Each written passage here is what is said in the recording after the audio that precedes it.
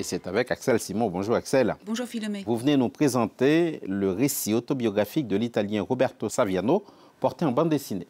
Oui, un album intitulé Je suis toujours vivant, une coédition Gallimard-Steinkiss, paru début 2022. C'est la biographie de Saviano adaptée en bande dessinée par le très réputé dessinateur israélien Asaf Hanouka. Roberto Saviano, vous le connaissez évidemment, c'est ce journaliste italien et écrivain de 42 ans devenu un symbole de la lutte contre le crime organisé après avoir décrit dans son livre Gomorra en 2006 les dessous et les secrets les mieux gardés de la mafia appelée la Camorra.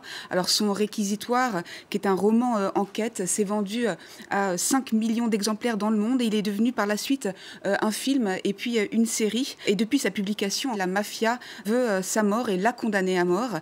Il est contraint de vivre clandestinement avec une protection policière et sécuritaire de 7-8 personnes nuit et jour et il a dû s'exiler dans des lieux qui ne sont jamais communiqués. Alors pour entreprendre de retracer la vie hors du commun de Roberto Saviano, il fallait quand même la force du dessin, j'allais dire du destin, mais la force du dessin et du graphisme de l'israélien Asaf Hanouka, auteur notamment de la série Le Réaliste, c'est KO à Tel Aviv. Alors nous l'avons joint depuis Tel Aviv et il m'a expliqué en français, parce qu'il a séjourné en France, qu'il a admiré la façon de Saviano de raconter son histoire de manière à la fois directe, tragique, mais aussi poétique. Dans Vas avec Bachir, il y a beaucoup d'utilisation des images un peu oniriques et des métaphores visuelles. Et je pense que Roberto a trouvé que ça pourrait être une bonne solution pour décrire son situation.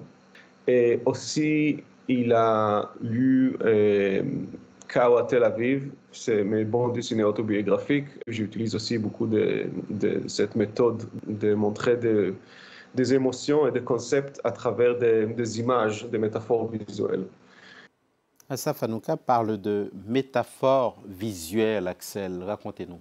Alors c'est parce qu'il est très attaché à la narration, Asaf, le storytelling comme on dit, et il a un dessin que certains qualifient de très cérébral, qui manie aussi bien les images visuelles, les métaphores, que les émotions et les concepts. On dit dans le vocabulaire de la bande dessinée que c'est un dessin semi-réaliste, c'est-à-dire fortement ancré dans la réalité et simultanément métaphorique et onirique. Alors il avait une mission très complexe, Asaf Hanouka, car le récit de Saviano est fait à la fois de souvenirs d'enfance, de questionnements, de rêves, mais il est fait aussi d'enfermement, de solitude. Donc voilà les dessins comme ça et ce trait très réaliste de Asaf Hanouka. Et à cela s'ajoute en fait la réalité d'un danger permanent que vit Saviano et d'une violence menaçante qui est présente, cette violence à chaque instant de sa vie, puisque Saviano reste la bête noire de la mafia et qu'il reste aujourd'hui encore condamné à mort. Asaf Hanouka explique que c'est lorsque la violence est tissée dans le quotidien qu'elle est la plus ravageuse. On l'écoute.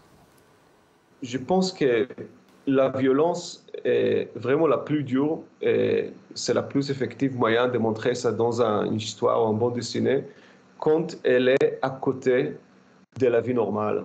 Pas une violence glorifiée, pas la violence des comics, mais la violence en vraie vie. Et je pense que ça, c'est un peu l'histoire de Roberto. C'était pas quelque chose qu'il a vu dans un film. Il a vécu ça vraiment, et toujours. Axel, la vie de Roberto Saviano, finalement, c'est jusqu'à présent une vie de combat pour la liberté. Oui, combat pour la liberté, combat aussi pour la vérité. C'est l'histoire d'un jeune homme qui a fait finalement quelque chose de très courageux à l'âge de 26 ans, comme le ferait un petit peu un super-héros, comme dit Asaf.